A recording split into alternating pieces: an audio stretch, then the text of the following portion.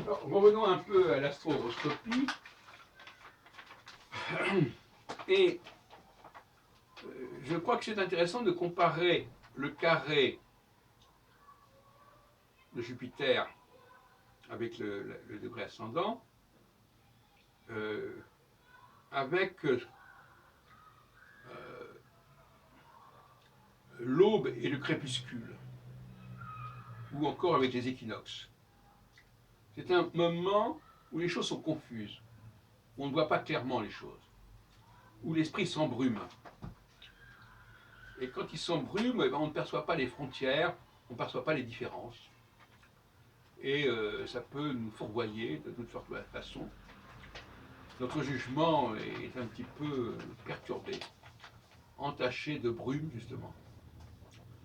Et il faut une conjonction pour que la personne se ressaisisse et s'aperçoive de ce qui se passe autour d'elle, qu'elle ouvre les yeux, qu'elle regarde le monde et qu'elle voit où elle en est, où elle se trouve, et qu'elle prenne les dispositions nécessaires pour revenir de son égarement qui fait que socialement, par exemple, elle s'est retrouvée dans un milieu qui n'était pas le sien, que ce soit un milieu d'en haut ou d'en bas, mais elle est sortie de son milieu naturel et ça a des conséquences parce qu'elle n'est pas adaptée à ce milieu et elle ne pourra jamais s'adapter à un milieu nouveau. On ne s'adapte jamais réellement à un milieu nouveau.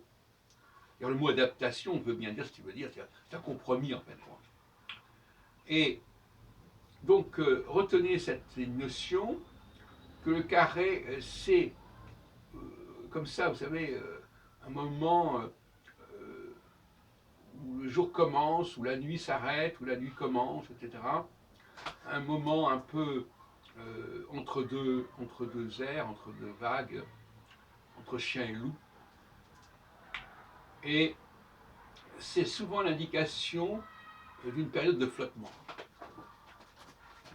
Qui peut durer 3 ans d'ailleurs, mais enfin, qui va être marquée à ce moment-là surtout. Parce que le carré, il a des actions immédiates, en quelque sorte.